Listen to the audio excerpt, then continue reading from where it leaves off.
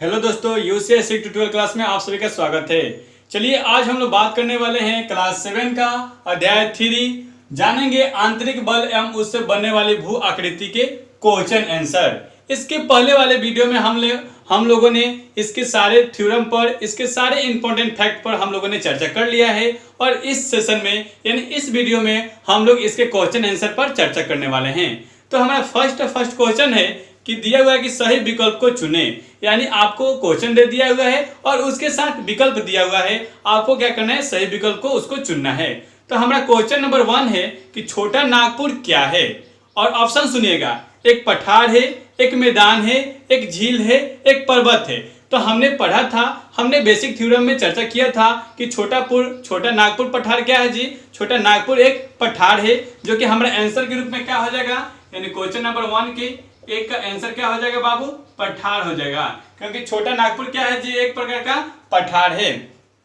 ठीक है, उसके बाद से हम लोग 2 नंबर यानी क्वेश्चन नंबर 2 की बात करते हैं। तो दिया हुआ है कि भू सतह पर भूकंप के केंद्र के ऊपर स्थित स्थान को क्या कहलाता है। यानी भू पट्टी पर जो भूकंप के केंद्र के ऊपरी हिस्सा को क्या कहा जाता है, ये आपसे पूछा हुआ है। तो ऑप्शन सुनिएगा, दिया हुआ है क्रेटर, अधिकेंद्र, लावा, भूपटल। तो यहाँ पर हमने बेसिक में चर्चा किया था कि जो भूकंप होते हैं वो कैसे होते हैं, प्लेटों के टकराने के कारण होते हैं। प्लेटों को जब टकराता है तो वहां पर कंपन होता है और कंपन होने के कारण भूकंप का रूप लेता है। तो जहां पर कंपन होता है वहां पर भूकंप आता है, लेकिन जो वहां पर जो भूकंप आने का केंद्र होता है उसे हम लोग कहते हैं उद्गम केंद्र। क्या कहते हैं बाबू, उद्गम केंद्र। और उद्गम केंद्र के ठीक एकदम नजदीक वाला केंद्र को यानी नजदीक वाले प्लेट को क्या कहते हैं, अधिक केंद्र कहते हैं। तो यहाँ पर आपसे वही पूछा गया है कि भू सतह पर भूकंप के केंद्र के ऊपरी स्थित स्थान को क्या कहलाता है। तो हम यहाँ पर आंसर के रूप में क्या कहेंगे बाबू, अधिक केंद्र। ठीक है, यहाँ पर आंसर क्या लिखिएगा आप, अधिक केंद्र। उसके बाद से हम नेक्स्ट क्वेश्चन की चर्चा करेंगे। तो दिया हुआ है कि भारत को कितने भूकंप तीव्रता के क्षेत्रों में बांटा गया है। तो भारत को पहले ऑप्शन सुन लेते हैं, 5 है, 4 है, 3 है, 7 है। तो भारत को 5 भू क्षेत्र यानी भूकंप क्षेत्र तीव्रता में बांटा गया है, जो कि हमने थ्योरम में चर्चा किया था। और मैं आपको यहाँ पर भी दिखा देना चाहता हूँ कि ये हमारा क्या है जी बाबू, 5। ये हमारा क्या है जी, ये हमारा भारत का नक्शा है और यहाँ पर विभिन्न रंग से क्या दिखाया गया है, भूकंप रोधी क्षेत्र को दिखाया गया है। नीचे यहाँ पर जो हरा बना है वो जोखिम मुक्त क्षेत्र है और जो 2 नंबर में दिया हुआ है यहाँ पर जो थोड़ा सा पीला है उसमें क्या है जी, कम जोखिम वाले क्षेत्र है। उससे ऊपर जाएंगे हल्का बैगनी है तो उसको मध्यम जोखिम वाले क्षेत्र रखेंगे। उससे ऊपर जाएंगे जो थोड़ा सा और बैगनी है तो वो क्या है जी, ये जो हम देख रहे हैं बैगनी वाले भाग तो अधिक जोखिम वाले क्षेत्र हैं। और उससे अधिक और जो साफ बैगनी है, पूरा बैगनी रूप लिया हुआ है, वो अत्यधिक जोखिम वाले क्षेत्र है। तो यहाँ पर हमारा आंसर क्या हो जाएगा बाबू, यहाँ पर हमारा आंसर हो जाएगा कि जो हमारा दिया था कि भारत को कितने भूकंप तीव्रता वाले क्षेत्र में बांटा जाता है, तो 5 है। यानी हम लोग 5 इसके क्षेत्र में बांटते हैं। ठीक है, यहाँ पर हमारा आंसर क्या हो जाएगा, 5 हो जाएगा। उसके बाद से हम नेक्स्ट क्वेश्चन देख रहे हैं। तो दिया हुआ है हमारा कि सतपुड़ा पर्वत उदाहरण है। यानी सतपुड़ा पर्वत किसका उदाहरण है, ये आपसे पूछा हुआ है। तो ऑप्शन सुनिए, ऑप्शन दिया हुआ है भ्रश घाटी का, वलित पर्वत का, भ्रश घाटी का और उसके बाद से दिया है ब्लॉक पर्वत का। तो यहाँ पर सतपुड़ा पर्वत किसका उदाहरण हो जाएगा, ब्लॉक पर्वत का। ठीक है, तो आंसर के रूप में लिख लीजिएगा ब्लॉक पर्वत। ब्लॉक पर्वत हमने थ्योरम में सारे पर्वत के बारे में अच्छी तरह से अध्ययन किया है, उसको विस्तार पूर्वक जाना है कि वलित पर्वत का कौन सा उदाहरण है, भ्रश पर्वत का कौन सा उदाहरण है, घाटी पर्वत कौन सा है, पठार का निर्माण कैसे हुआ है। अगर आप इस वीडियो को देखने से पहले उस वीडियो को देख लेते हैं तो आपको इसमें क्या होगा कि पूरे कंसेप्ट रूप से आपको ये क्वेश्चन समझ में आएगा। तो चलिए हम लोग ये क्वेश्चन नंबर 1 के सारे क्वेश्चन को कंप्लीट कर लिए। अब हम लोग बात करेंगे क्वेश्चन नंबर 2 की। तो दिया हुआ है कि सही मिलान कर लिखिए, यानी सही मिलान आपको करना है। तो दिया हुआ है कि पहला दिया हुआ है कि हिमालय। तो हिमालय किसका उदाहरण है बाबू, यानी हिमालय दे दिया हुआ है, ये हमारा क्वेश्चन नंबर 2 है। और एक हमारा दिया हुआ है हिमालय। तो हिमालय किसका उदाहरण है, तो हम लोग यहाँ पर देख रहे हैं ऑप्शन में क्या क्या दिया हुआ है, संचयन पर्वत, वलित पर्वत, लावा निर्मित पर्वत और अवशिष्ट पर्वत। तो यहाँ पर हिमालय हमारा क्या हो जाएगा जी, तो वलित पर्वत हो जाएगा। क्या हो जाएगा बाबू, वलित पर्वत के ऊपर यहाँ पर टिक पढ़ लेंगे। फिर हम लोग सेकंड में देख रहे हैं, तो दिया हुआ है कि फुजियामा। तो फुजियामा क्या है जी, तो फुजियामा एक संचयन पर्वत है। फुजियामा जापान का है जो एक संचयन पर्वत का निर्माण कराती है। तो यहाँ पर हमारा क्या हो जाएगा, फुजियामा में क्या भर लेंगे, फुजियामा में क्या भर लेंगे, संचयन पर्वत। ये संचयन के दौरान ये क्या होता है, इस पर्वत का निर्माण होता है। उसके बाद से 3 नंबर में देख रहे हैं बाबू, दिया हुआ है कि अरावली। तो अरावली क्या हो जाएगा, अवशिष्ट पर्वत हो जाएगा। ये अरावली क्या है जी, अवशिष्ट पर्वत हो जाएगा। यहाँ पर हम लोग अरावली कौन सा पर्वत मानते हैं, अरावली की बात करें तो अरावली क्या हो जाएगा, अवशिष्ट पर्वत।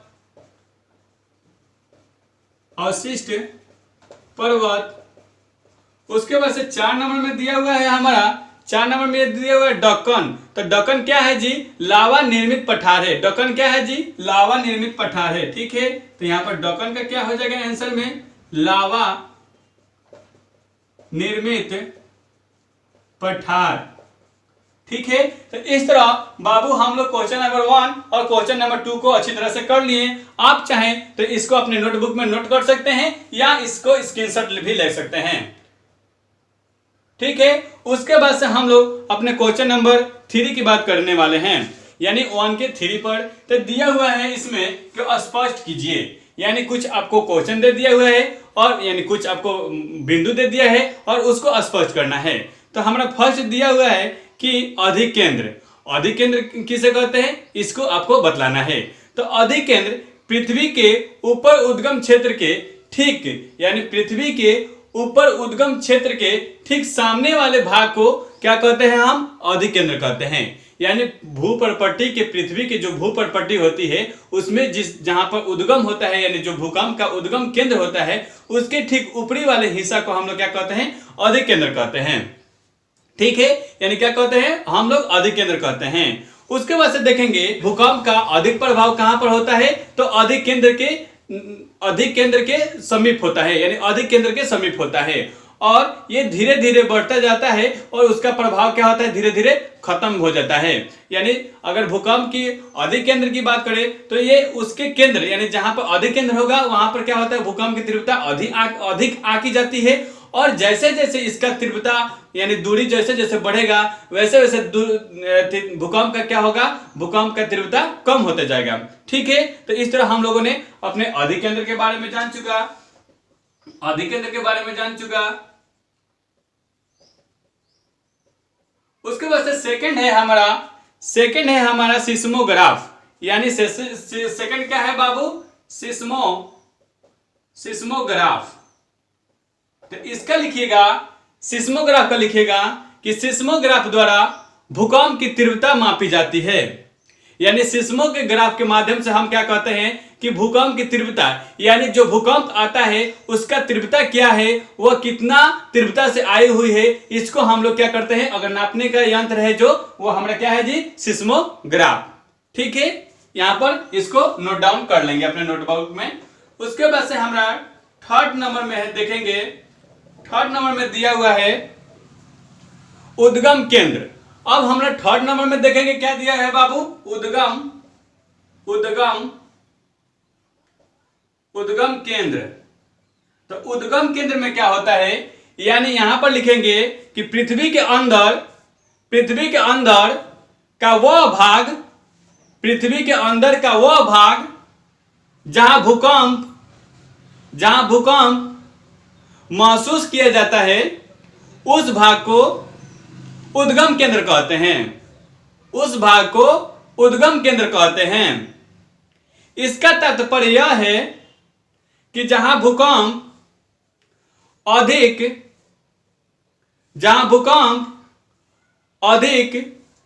कंपन करता है, उस केंद्र को उद्गम केंद्र कहते हैं। यानी मान लीजिए कि ये हमारा क्या हुआ जी, पृथ्वी हो गया, और पृथ्वी के जो हमारे ये निचले वाले परत होता है, ये हमारा निचले वाला परत होता है, तो इसमें क्या होता है कि यहाँ पर जो भूकंप की तीव्रता, यानी यहाँ पर मान लीजिए कि हलचल हो रहा है, यहाँ पर क्या हो रहा है बाबू, हलचल हो रहा है। तो ये जो केंद्र बनेगा तो उसी को हम लोग क्या कहेंगे, केंद्र कहेंगे। यानी यहाँ पर प्लेटें आपस में टकराएगी और टकराने से क्या होगा, कुछ कंपन होगा, यानी पृथ्वी में कंपन होगा और कंपन के कारण क्या होता है, भूकंप आता है। जो जहां पर भूकंप कंपन होती है उस केंद्र को, यानी जहां पर भूकंप का कंपन होता है उस केंद्र को हम लोग उद्गम केंद्र कहते हैं। ठीक है, यानी उस केंद्र को हम लोग उद्गम केंद्र कहते हैं। और अधिक केंद्र हमने पढ़ा था कि जो उद्गम के केंद्र के जो समीप वाली प्लेट होती है उसको हम लोग क्या कहते हैं, अधिक केंद्र कहते हैं। ठीक है ना। और एक बात और हमने जाना था कि अधिक केंद्र में क्या होता है कि यहाँ पर भूकंप अधिक देखा जाता है, यानी जहां यहाँ पर क्या होता है, अधिक जान माल की खतरा होती है। ठीक है, उसके बाद से हम फोर्थ नंबर देखेंगे। फोर्थ नंबर पॉइंट दिया हुआ है रिएक्टर पैमाना, यानी क्या दिया है बाबू, रिएक्टर पैमाना। रिएक्टर पैमाना में देख लेंगे, पैमाना। तो इसमें क्या होता है, रिएक्टर पैमाना में लिखेंगे कि रिएक्टर पैमाना भूकंप की तीव्रता के यंत्र है, यानी भूकंप के मापने की जो तीव्रता है उसकी इकाई है। सॉरी, यंत्र नहीं बोलेंगे, उसको हम लोग इकाई बोलेंगे। यानी भूकंप की तीव्रता की मापने की इकाई है, वो कौन सा है, हमारा रिएक्टर स्केल। ठीक है, कौन सा है बाबू, रिएक्टर स्केल। रिएक्टर स्केल के बारे में लिखेंगे कि रिएक्टर स्केल का खोजकर्ता यानी रिएक्टर स्केल का विकास अमेरिकी वैज्ञानिक चार्ल्स रिएक्टर ने किया था। चार्ल्स रिएक्टर ने किया था। चलिए हमने यहां पर नाम भी लिख दे रहे हैं, चार्ल्स रिक्टर। चार्ल्स रिक्टर ने किया था। वो भी कब किया था बाबू, 1935 में। 1935 में किया था। चार्ल्स रिक्टर कहां के वैज्ञानिक थे, तो ये अमेरिकी वैज्ञानिक थे। कहां के थे बाबू, ये अमेरिकी वैज्ञानिक थे। ठीक है, इसको भी हम अपने नोटबुक में नोट डाउन कर लेंगे।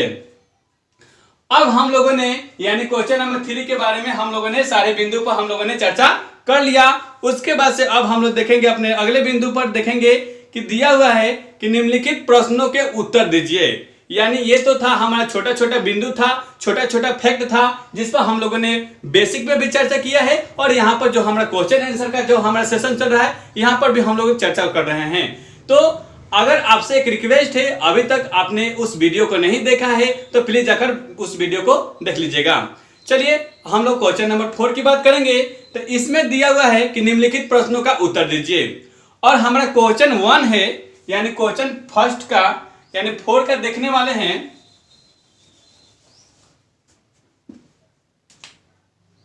क्वेश्चन 4 का देखने वाले हैं। इसमें दिया हुआ है कि भूकंप क्यों आते हैं, यानी भूकंप क्यों आते हैं इसके बारे में आपको बतलाना है। तो इसका आंसर लिखिएगा, इसका आंसर लिखिएगा पृथ्वी के अंदर गतिमान प्लेटें गति करती है। पृथ्वी के अंदर गतिमान प्लेटें गति करती है और ये गति यानी प्लेटों की गति कभी कभी एक समान रहती है और कभी कभी दूर चली जाती है और कभी नजदीक देखने को मिलता है। जब ये प्लेटें नजदीक आते या दूर जाते समय ये आपस में टकरा जाती है, टकराव होने के कारण वहां पर कंपन होता है। वहां पर कंपन होता है जिससे भूकंप आने की संभावना होती है। जिससे क्या होता है बाबू, भूकंप आने की संभावना होती है। ठीक है, तो इसको हम लोगों ने जाना कि भूकंप कैसे आता है। तो भूकंप यानी जो हमारा भूपर्पट्टी होता है उसमें क्या होता है, कुछ हलचलें होती है। यानी भूपर्पट्टी का क्या है जी, यानी अनेक हमारा क्या है, यानी इसमें लेयर बना हुआ है। इसमें क्या बना हुआ है बाबू, लेयर बना हुआ है। यानी हमने पढ़ा था पिछले वाले कक्षा में कि पृथ्वी के आंतरिक भाग यानी पृथ्वी के आंतरिक भाग में ताक झांक, उसमें पढ़ा था कि पृथ्वी हमारे क्या है जी, 3 भागों में बटा हुआ है। तो जो हमारे ये 3 भाग है, यानी जो हमारे यहाँ पर 3 भाग है, तो इसमें क्या है जी कि इसमें 3 प्लेटें लगी हुई है, यानी सियाल सीमा नीफे लगी हुई है। तो जो यहाँ पर नीफे है ये द्रव रूप में रहती है, लेकिन ये सब क्या है जी, ठोस रूप में लगी हुई रहती है। ये सब क्या है जी, ठोस रूप में लगी रहती है।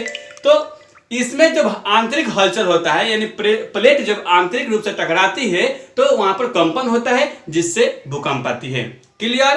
उसके बाद से हम नेक्स्ट क्वेश्चन पढ़ने वाले हैं। दिया है कि भूकंप का मानव जीवन पर क्या प्रभाव पड़ता है, उसको बतलाना है। यानी भूकंप से मानव जीवन पर क्या प्रभाव पड़ता है उसको बतलाना है, आपको उसका आंसर देना है। तो इसका आंसर लिखिएगा कि भूकंप प्रकृति की एक विनाशकारी रूप है। पर भूकंप प्रकृति की एक विनाशकारी रूप है जिससे छोटे बड़े मकान ध्वस्त हो जाते हैं। जिससे छोटे बड़े मकान क्या हो जाते हैं बाबू, ध्वस्त हो जाते हैं। बहुत सारे लोग इसके मलबे में दब जाते हैं। बहुत सारे लोग इसके मलबे में दब जाते हैं और मलबे में दबने के कारण उनकी मृत्यु हो जाती है। और मलबे में दबने के कारण उनकी मृत्यु हो जाती है। इस प्रकार भूकंप हमारे लिए हानिकारक है, यानी विनाशकारी है। ठीक है, इस तरह हम लोग उसको नोट उस तरह लिख सकते हैं। उसके बाद से हम लोग क्वेश्चन नंबर यहाँ पर 1 हो गया, 2 हो गया, अब 3 की बात करेंगे।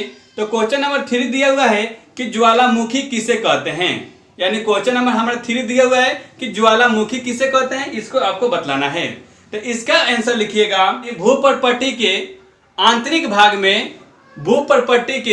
आंतरिक भाग में हलचलें होती है, यानी द्रव रूप चट्टान तरल भाग मैग्मा के रूप में भूप्रपट्टी के कमजोर भाग से बाहर निकलता है, यानी ऊपर निकलता है।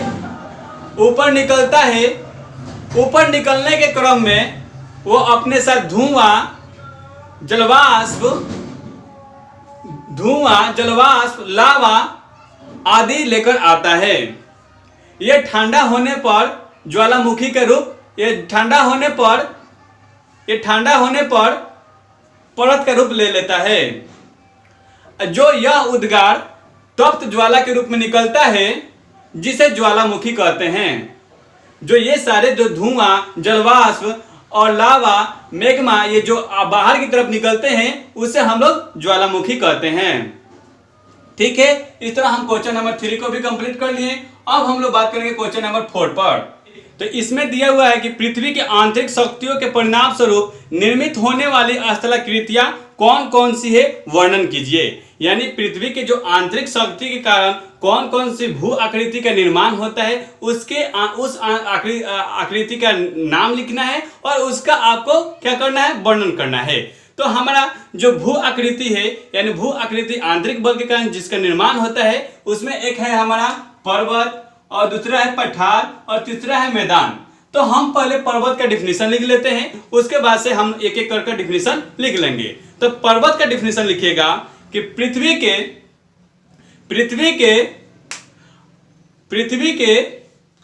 आंतरिक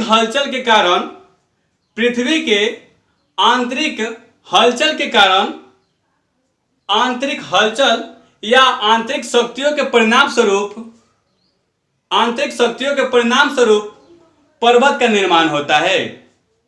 यानी पृथ्वी के आंतरिक हलचल या आंतरिक शक्तियों के परिणाम स्वरूप पर्वत का निर्माण होता है। पर्वत की ऊंचाई लगभग 900 मीटर होती है। यानी जो पर्वत होता है उसकी ऊंचाई कितनी होती है, 900 मीटर होती है। पर्वत की ऊंचाई 900 मीटर होती है। यह शीर्ष पर संकुचित भाग होता है। यानी जो पर्वत होता है ये क्या होता है बाबू, शीर्ष पर संकुचित भाग होता है। यानी ये हमारा क्या हो गया, पर्वत हो गया। तो इसकी अगर ऊंचाई की बात करें तो कितना होना चाहिए, कम से कम 900 मीटर तक होना चाहिए। अगर 900 मीटर से छोटा होता है तो उसे हम पर्वत की श्रेणी में नहीं रखते हैं। और उसके बाद से हमने जाना था कि ये पर्वत क्या है जी, आंतरिक हलचल के कारण उत्पन्न होते हैं। यानी पृथ्वी में जो आंतरिक हलचलें होती है जिससे क्या होता है, पर्वत का निर्माण होता है। जैसे बहुत सारे पर्वत हैं, भ्रश पर्वत, अरावली पर्वत, वलित पर्वत, ये सब क्या है, पृथ्वी के आंतरिक भूभाग के हलचल या उसके दबाव के कारण ही क्या होता है, पृथ्वी का पर्वत का निर्माण होते हैं। जैसे मान लीजिए कि हमारा जो हिमालय पर्वत है वह किसका उदाहरण है, तो वलित पर्वत का उदाहरण है। यानी यहाँ पर हम लोग इस फिगर के माध्यम से समझेंगे कि जैसा कि ये मान लीजिए हमारा देश ये भारत है, क्या है बाबू, ये भारत है। और यहाँ पर जो हमारे ये यहाँ पर देख रहे हैं, ये हमारे क्या है जी, हिमालय के भाग है। यानी इधर से जब हमारा इधर से चीन है और इधर से क्या है जी, भारत है। और यहाँ पर जब ये दोनों टकराए, यानी जब इन पर दबाव बढ़ा, यानी जब बलित पर्वत का निर्माण कैसे होता है, बलित पर्वत का निर्माण यानी जब दो विपरीत दिशाओं से एक ही केंद्र पर बल लगते हैं, जिसे हम लोग संपीड़ित बल कहते हैं। और इनसे जो पर्वत का निर्माण होता है उसे हम लोग बलित पर्वत कहते हैं। ठीक है ना।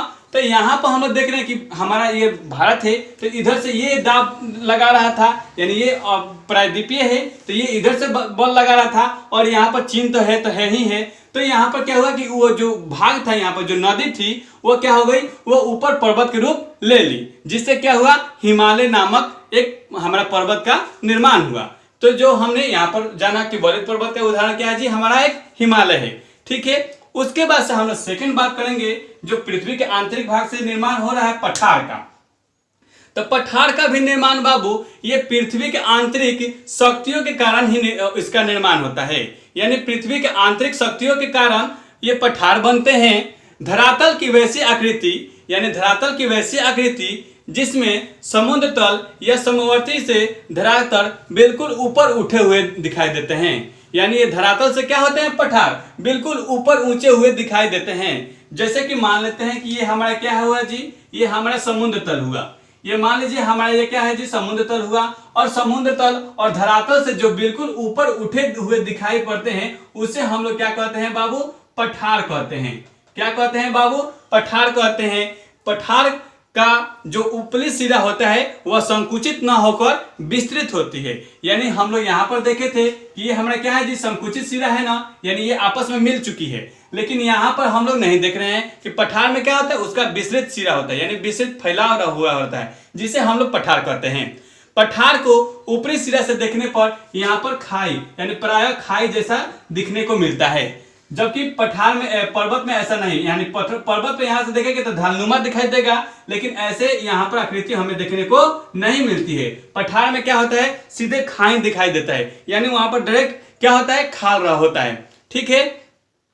उसके बाद से पढ़ेंगे, हमारा नेक्स्ट टॉपिक है मैदान। तो मैदान में क्या होता है बाबू कि ये सामान्य ढाल और समतल भाग को मैदान कहते हैं।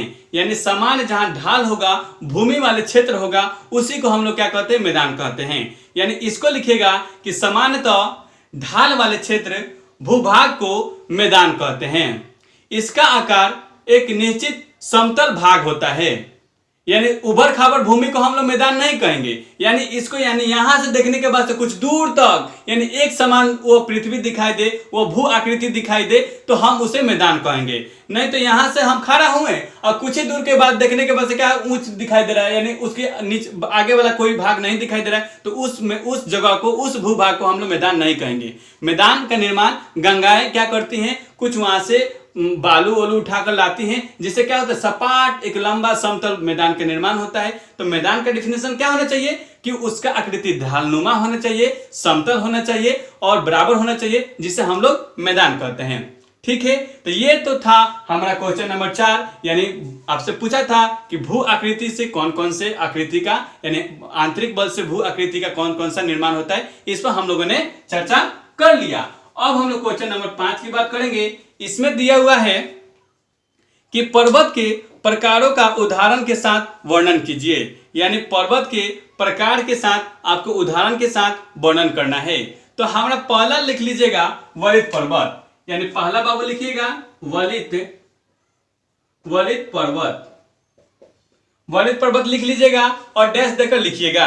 ठीक है। इसका लिखिएगा कि इसका निर्माण धरातलीय भाग पर उत्पन्न दबाव के कारण मोड़ या बल पड़ने पर होता है। यानी हम लोग बलित पर्वत का अभी उसके बारे में हमने पढ़ा था कि बलित पर्वत का निर्माण कैसे होता है। यानी जहां पर धरातल होता है वहां पर क्या होता है, एक ही केंद्र पर जो दो विपरीत दिशाओं से बल लगता है, और बल लगने के बाद से जो यहाँ पर पर्वत का निर्माण होगा, यानी इधर से एक बल लगेगा और इधर से एक बल लगेगा। जैसे मान लीजिए कि एक इधर से बल लगा और एक इधर से बल लगा और यहाँ पर कोई नदी बह रही है या कोई चीज है, तो ये क्या होगा, आंतरिक दबाव के कारण क्या हो जाएगा, ऊपर उठ जाएगा और ये टेढ़े मेढ़े रूप को हम लोग क्या कहेंगे, वलित पर्वत कहेंगे। ठीक है, तो ये हमारा वलित पर्वत क्या है जी, हिमालय का उदाहरण है, जो कि हमने यहाँ पर फिगर के माध्यम से पढ़ा था। ठीक है, यहाँ पर क्या है जी, एक हिमालय का निर्माण, यानी हिमालय क्या है जी, वलित पर्वत का एक उदाहरण है। उसके बाद से नेक्स्ट हम लोग देखेंगे भरतोष या ब्लॉक पर्वत। तो भरतोष यहाँ पर सेकंड हम लिख लेंगे, भरतोष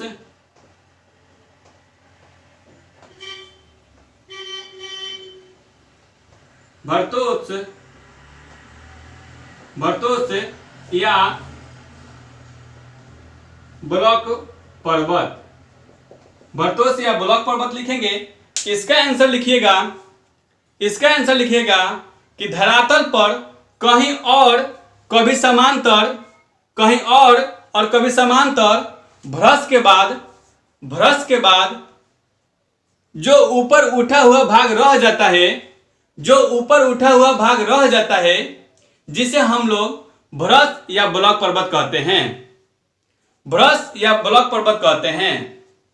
जैसे में लिखिएगा विंध्याचल का पर्वत, जैसे में लिखिएगा बाबू विंध्याचल, विंध्याचल पर्वत, विंध्याचल का पर्वत क्या है जी, ये भ्रश पर्वत का उदाहरण है। ठीक है, इस तरह हम लोग भ्रश पर्वत के बारे में लिख लिए। उसके बाद से लिखिएगा 3 नंबर में संचयन पर्वत, 3 नंबर में लिखिएगा, 3 नंबर में लिखिएगा संचयन, संचयन पर्वत। इसका डिफिनीशन लिखिएगा, संचयन पर्वत का डिफिनीशन लिखिएगा, इसका निर्माण ज्वालामुखी द्वारा निकलने वाले लावा, इसका निर्माण ज्वालामुखी द्वारा निकलने वाली लावा ठंडा होकर संचय के रूप में इकट्ठा हो जाती है, जिससे ज्वालामुखी पर्वत या संचय पर्वत का निर्माण होता है, जिससे ज्वालामुखी या संचय पर्वत का निर्माण होता है। उसके बाद से हमारा चौथा पर्वत था, हमारा चौथा पर्वत कौन सा था, चौथा पर्वत अवशिष्ट पर्वत, अवशिष्ट पर्वत। तो इसका डिफिनीशन लिखिएगा बाबू, इस संचय पर्वत में पहले हम एग्जांपल लिख लेंगे। संचय पर्वत में लिख लेंगे कि जापान का फ्यूजियामा, इसका एग्जांपल लिख लीजिएगा बाबू पहले, जापान का फ्यूजियामा, जापान का फ्यूजियामा हो गया, और दक्षिण अफ्रीका का और अफ्रीका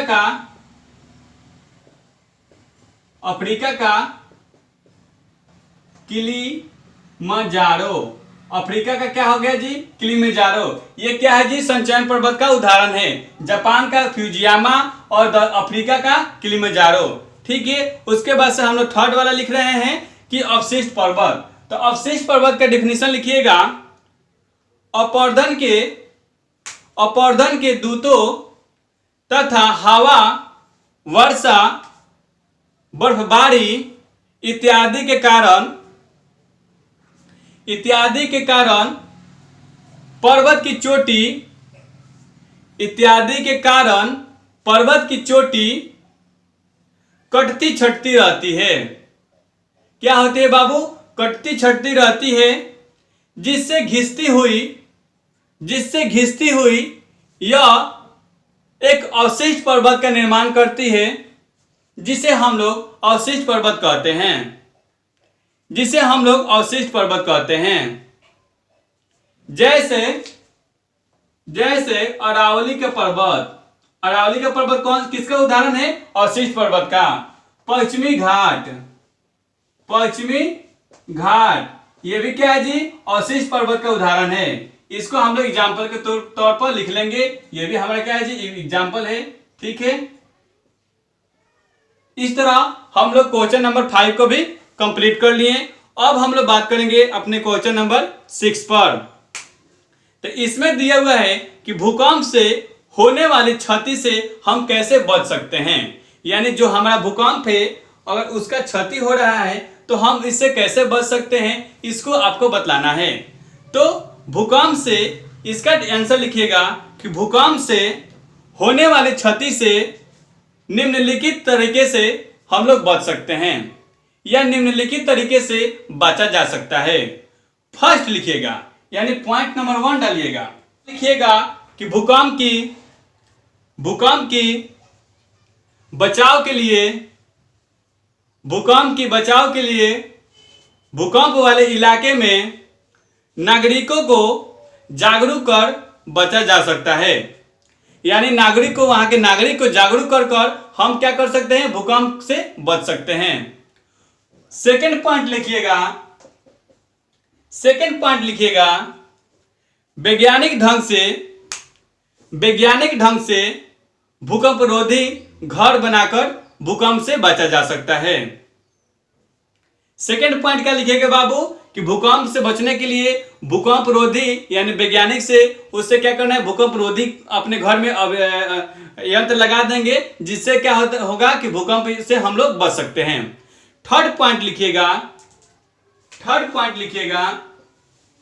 कि